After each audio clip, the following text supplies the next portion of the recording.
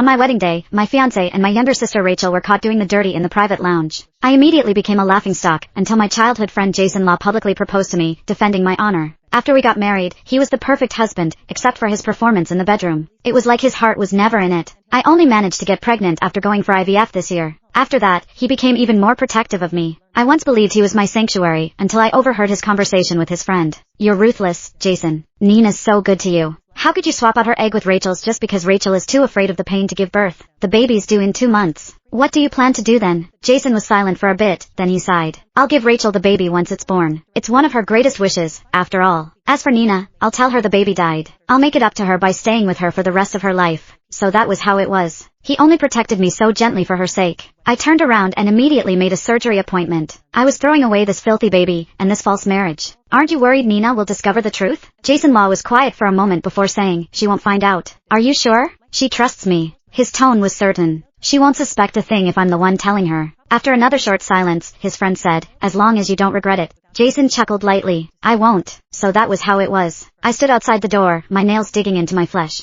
It hurt so much, but I was going numb. I had only come here to bring him some clothes. It was getting cold, and I was worried he was not wearing enough layers. Now, however, I felt like my heart was being sliced open. A cold wind blew through my chest. I stumbled home, too exhausted to even turn on the lights. My knees buckled and I collapsed onto the couch, curled up and shivering. I felt nauseous and dizzy. Tears spilled from my eyes soundlessly, but I did not have the energy to wipe them away. The doorknob clicked. He was back. I heard the sound of his leather shoes approaching. He walked up to the couch and bent down slightly, his voice gentle and worried. "Why didn't you turn on the lights? The maid said you haven't eaten. Are you feeling sick again?" He reached out to push the hair out of my face, his eyes filled with concern. "Nina, what's the matter?" He then crouched down, putting his hand over mine. His tone was gentle. "If you don't eat, it's bad for the baby." I looked straight into his tender gaze. So love could be entirely an act. For years ago, my fiancé and my younger sister were caught having an affair at my wedding. My parents forced me to hand over my fiancé, saying family protected each other. They could not afford to lose face in public, so they declared that Rachel Gordon was the bride that day. Back then, Jason had publicly proposed to me. At the time, I thought he was my savior. After we got married, I stood behind him and silently supported him the whole time. I used my market acumen to help him invest and expand his business. Within a few short years, his company went from a nameless startup to one of the rising stars in the investment industry. When we went for IVF to conceive this year, everything seemed to be perfect. He hugged me and said this baby was the gift he had been looking forward to for years. His smile was so tender I could almost drown in it. Turned out it was just another trick. He was not the only one who could act. I blinked and curved my lips into a smile. "I'm fine. I'm just a little tired."